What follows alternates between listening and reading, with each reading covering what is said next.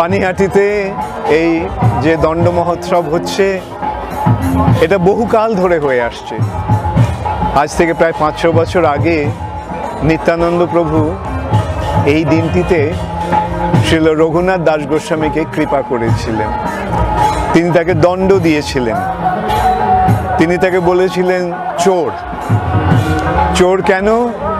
কেন নিত্যানন্দ প্রভুকে অতিক্রম করে তিনি চৈতন্য মহাপ্রভুকে পেতে গেছেন। তাই জন্য নিত্যানন্দ প্রভু তাকে বলেছেন চোর। কেন? হেন নিতাই বিনে ভাই রাধা কৃষ্ণ পাইতে নাই।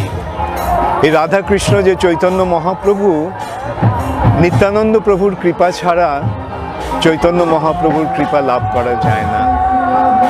নিত্যানন্দ প্রভু হচ্ছেন গুরুতত্ত্ব।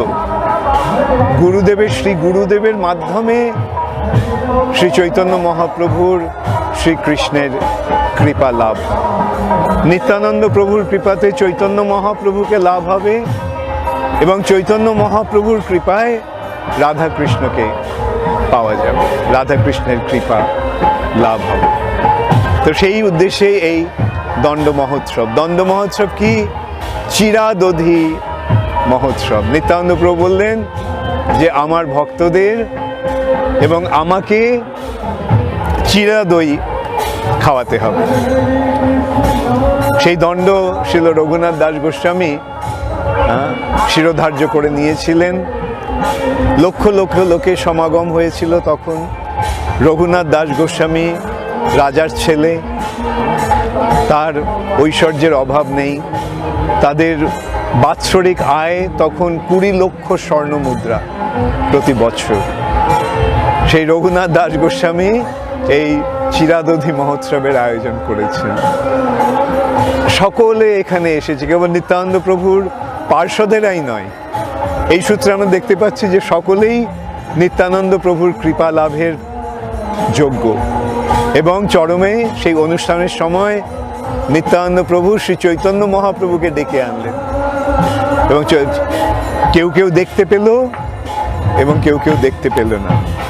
যে চৈতন্য মহাপ্রভু সেখানে প্রতিটি ভক্তের পাতের সামনে যাচ্ছেন, নিত্যানন্দ প্রভুর সেই পাত থেকে তাই সেই চিরাদই চৈতন্য মহাপ্রভুর মুখে দিচ্ছেন। এই যে মহোৎসব, এটা একটা অপূর্ব সুন্দর মহোৎসব আমাদের পক্ষে, শ্রী চৈতন্য মহাপ্রভুর অনুগামীদের পক্ষে, কৃষ্ণ ভক্তদের পক্ষে। এই অনুষ্ঠান, এই মহোৎসব অনাদিকাল ধরে চলে আসছে।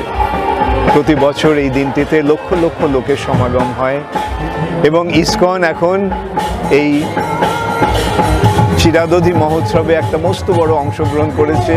এই পানিহাটিতে আমরা একটা মন্দির স্থাপন করেছি, মন্দির পেয়েছি। সেই মন্দিরটি এখন সংস্কার করে এখানে আমাদের প্রচার কার্য হচ্ছে। আপনারা সকলে আসুন। আমাদের এখানে থাকার খুব সুন্দর বন্দোবস্ত আছে।